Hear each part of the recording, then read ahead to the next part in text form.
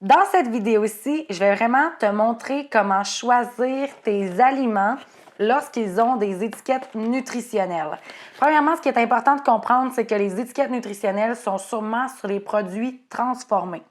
C'est pour ça qu'on n'en retrouve pas sur les fruits, sur les légumes, sur les viandes en tant que telles.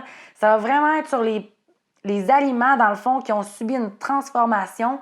Et donc là, Santé Canada oblige aux marchands, dans le fond, d'avoir une étiquette sur le produit qui va te montrer qu'est-ce qu'il y a à l'intérieur. Yes, pour nous, c'est la meilleure façon de voir si on met des bonnes choses nutritives dans notre panier.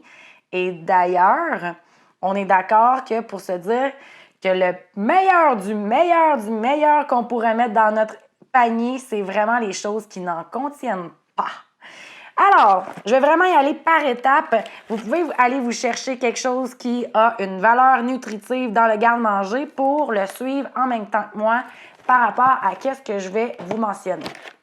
Donc, je vais vraiment y aller en ordre d'importance par rapport aux choses qu'il faut regarder. Certaines affaires, c'est vraiment des no-go où est-ce qu'on ne peut pas aller plus bas ou plus haut que ça. Puis certaines autres choses, ça va dépendre de vous, du mood du moment aussi, voir comment que vous sentez, si vous êtes plus en style « je suis en train de me récompenser avec quelque chose » ou pas. Donc, très important, les valeurs nutritives se retrouvent toujours sur les produits transformés et c'est là qu'on commence. La première chose que je vais vous demander de regarder, c'est le sucre. Vous allez le retrouver dans l'onglet des glucides où est-ce qu'on retrouve souvent sugar en anglais, sucre en français. Et là, très important de comprendre dans le fond qu'on veut en avoir le moins possible dans nos aliments. Je vous dirais que lorsqu'il est terme de barres tendres, on va vraiment y aller avec du 10 grammes et moins. Habituellement, c'est assez rare qu'il n'y en aurait pas à l'intérieur. Donc, 10 grammes et moins quand c'est une barre tendre. Sinon, dans les autres aliments en général, on n'en veut pas, OK? Sauf si vous vous rendez compte dans les ingrédients que votre sucre, c'est des fruits. Comme par exemple, si vous achetez de la compote de pommes tout fait déjà à l'épicerie, vous allez être surprise de remarquer le nombre de grammes de sucre qu'il y a là-dedans. Bien, c'est normal, c'est des pommes. Donc, les pommes, c'est du sucre. C'est du sucre de fruits, par exemple, qui dit fructose. Donc, c'est vraiment très important, en fait, de regarder d'où vient le sucre et c'est pour ça qu'il faut aller regarder dans les ingrédients. Donc, dans les ingrédients, c'est la deuxième chose qui est le plus important à vérifier. Premièrement, il y a combien d'ingrédients? Et par rapport aux ingrédients, on va vraiment y aller de ce qu'il y a de plus à ce qu'il y a de moins. Donc, ce que vous voyez au début, c'est ce qu'il y a la plus grande quantité à travers le produit que vous avez acheté. Donc là, c'est sûr que je n'irai pas en détail avec ce que je suis en train de lire ici dans les ingrédients, mais je vous dirais s'il y a des choses que vous ne savez pas trop, que vous ne reconnaissez pas c'est quoi le nom, on a tout un téléphone intelligent là, à ce temps-ci de l'année, à ce temps-ci de l'époque plutôt, et faites juste aller le taper sur Google, puis renseignez-vous c'est quoi. Souvent, c'est des agents de conservation. Souvent, c'est une façon scientifique de dire que c'est du sucre, mais un sucre qui a été créé, donc artificiel, un peu comme l'aspartame. Donc, je vous demanderai d'essayer de faire ces petites recherches-là pour maximiser les aliments que vous mettez dans votre panier. Je vous remémore que c'est vraiment des choix au quotidien qui fait qu'on devient la meilleure version de soi-même. Et ça commence d'ailleurs par qu'est-ce qu'on met dans notre panier d'épicerie. Alors, les ingrédients, c'est vraiment le deuxième aspect qui est très, très, très, très important. Je pourrais vous donner des grandes lignes par rapport aux ingrédients. Comme exemple, le glutamate monosodique, qui est un aliment extrêmement poison qui fait en sorte qu'on devient addictif, qu'on devient, en français, c'est plus dépendant à ce produit-là. Donc, si vous voyez du glutamate monosodique dans le produit, vous ne voulez pas l'acheter parce que ça veut dire que le commerçant a mis cet aliment-là qui va vous donner le goût d'en manger, et d'en manger, et d'en manger, et d'en manger, et d'en manger. Donc, habituellement, c'est assez nocif pour la santé. Dans tout ce qui est ingrédients, attention aussi aux formes de sucre comme l'aspartame, comme les types de fructose aussi. Attention de vous renseigner dans l'aliment si c'est un bon fructose ou si c'est un fructose qui a été artificiel. Et donc, tous les autres sucres de ce monde, sucre de canne, juste sucre aussi, ça, c'est du sucre blanc. Donc, c'est sûr qu'on ne veut pas aller vers cet aliment-là.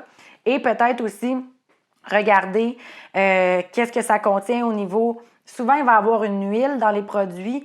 Bien, on va essayer d'aller vers une huile qui va être de première pression à froid. C'est assez rare dans les ingrédients, mais c'est quand même possible. Troisième chose plutôt qu'on va venir regarder au niveau des ingrédients, c'est au niveau des gras trans. Très important qu'il y en ait 0. Des gras trans, c'est des gras qui ont été transformés et donc c'est des gras qui sont soit cuits et qui deviennent automatiquement néfastes pour la santé au niveau que ça oxyde la cellule. Définitivement, s'il y en a dans votre produit, on le laisse sur la tablette. C'est aussi simple que ça. Ensuite, on va y aller avec la quantité. Pourquoi je dis ça? C'est pas pour vous limiter en termes de « ouais, mais moi, si j'en veux un peu plus que ça, c'est pas grave ». C'est juste de comprendre que, par exemple, ici, les barres ont 6 grammes de sucre. Je disais tantôt qu'il faut en avoir 10 et moins, mais ça reste que c'est pour une barre. Attention de ne pas vous prendre parce que des fois, ça va être écrit pour une demi-barre. Des fois, ça va être écrit pour un biscuit. Des fois, ça va être écrit pour la moitié d'une bouteille, par exemple. Donc ça, souvent, on va se prendre à ce moment-là parce qu'on va regarder, on va faire « Ah, il y a juste 6 grammes de sucre, parfait, il n'y a pas de gras trans, je suis contente, les ingrédients sont sains. » Ben voilà, je vais en manger 2, 3. Non, non, non, c'est vraiment par portion qu'il faut venir regarder les valeurs nutritives. Cinquième chose plutôt, on y va avec les glucides versus les fibres. Donc, qu'est-ce qu'on veut venir regarder en fait? C'est dans le terme de glucides, vous allez avoir 2 sous-titres qui est fibres et qui est sucre. Dans les glucides, c'est un sujet que je vais vous discuter dans les prochaines semaines, de vraiment vous expliquer qu'est-ce que les glucides font sur le corps. Mais ce qui est important de comprendre, c'est que les glucides, c'est ce qui donne l'énergie au corps. Donc oui, on en veut. Toutefois, en trop grande quantité, c'est aussi les glucides qui se transforment plus facilement en graisse. Alors comment prendre des bons glucides et réussir à avoir une belle énergie sans nécessairement emmagasiner des graisses, c'est de faire le vrai rapport des glucides. Et quand on calcule comment un aliment a vraiment de glucides dans son produit, c'est simple, on va prendre le nombre de grammes de glucides moins les fibres et ça va donner le vrai nombre de grammes de glucides par aliment. Donc, plus qu'il y a de fibres dans votre aliment, plus que ça va vous donner de la belle énergie, mais sans vous donner nécessairement les calories que ça apporte, étant donné que des fibres, ça a 0 calories. Ensuite, on y va avec le nombre de grammes de protéines qui est super intéressant. Je vous dirais qu'il n'y a pas nécessairement de minimum à vouloir atteindre. Ça dépend de qu'est-ce que vous achetez. C'est sûr que si vous achetez un craquelin, c'est très rare qu'il va avoir de la protéine. Mais c'est quand même intéressant de savoir que notre produit en contient. Donc ça, c'est juste un petit quelque chose de plus à ajouter.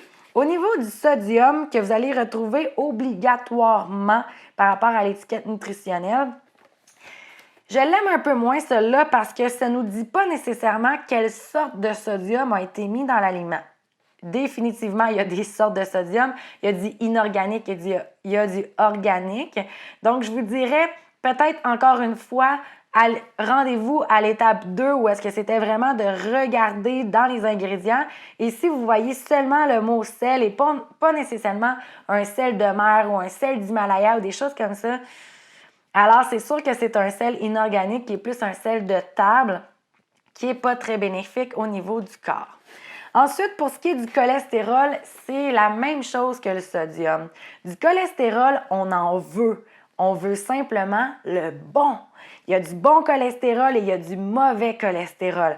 Alors, ce n'est pas quelque chose qu'on devrait regarder et dire, par exemple, il y a 5 mg. Oui, mais est-ce que c'est du bon cholestérol qu'on va trouver à travers les noix ou les choses comme ça? C'est du mauvais cholestérol qu'on va retrouver à travers le gras cuit ou des choses comme ça. C'est pour ça que vraiment, les plus importants, là, c'est les 3 premiers que j'ai mentionnés, le nombre de grammes de sucre, les ingrédients et le fait de voir s'il y a du gras trans ou pas. Les autres choses, je suis juste en train de vous les expliquer pour que vous compreniez un peu mieux qu'est-ce qui est mentionné sur votre étiquette de valeur nutritive. Ensuite, on termine avec les pourcentages, donc soit potassium, calcium, fer. Sur certains autres, il va y avoir de la vitamine C. Sur certains autres, il va y avoir de la vitamine A. C'est quoi ces fameux pourcentages-là? Selon Santé Canada, c'est le pourcentage de la valeur quotidienne recommandée d'un humain moyen.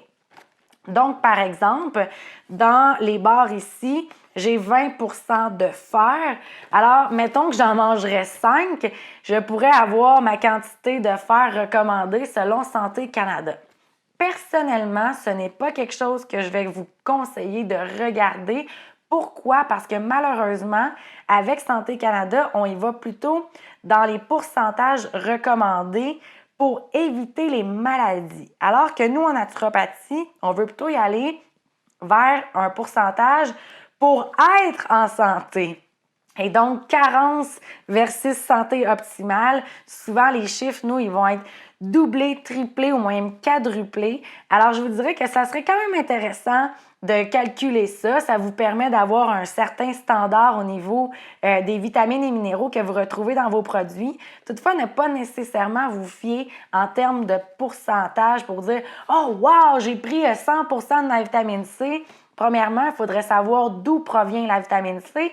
Est-ce que c'est une vitamine C qui est absorbable par le corps? Est-ce qu'elle va simplement être urinée? Donc, c'est toutes des choses qu'il faut vraiment regarder. C'est pour ça que je vous disais que les 3 premiers sont les 3 plus simples à vraiment se remémorer.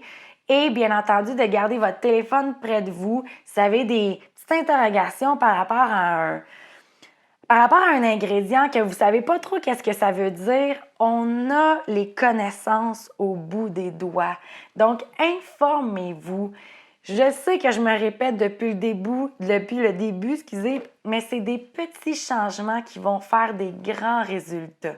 Des petits changements, ça commence par qu'est-ce qu'on met dans son panier, comment qu'on se parle à l'intérieur de nous, est-ce qu'on va bouger un peu à tous les jours, est-ce qu'on essaye de maximiser notre santé au quotidien. Donc, ces petits gestes-là vont faire une très grande différence. J'espère que ça vous a appris certains trucs de plus sur les valeurs nutritives. J'ai bien hâte de vous revoir pour la semaine prochaine où est-ce qu'on va déjà entamer notre vidéo du 2e mois. Bonne semaine tout le monde! Bye bye!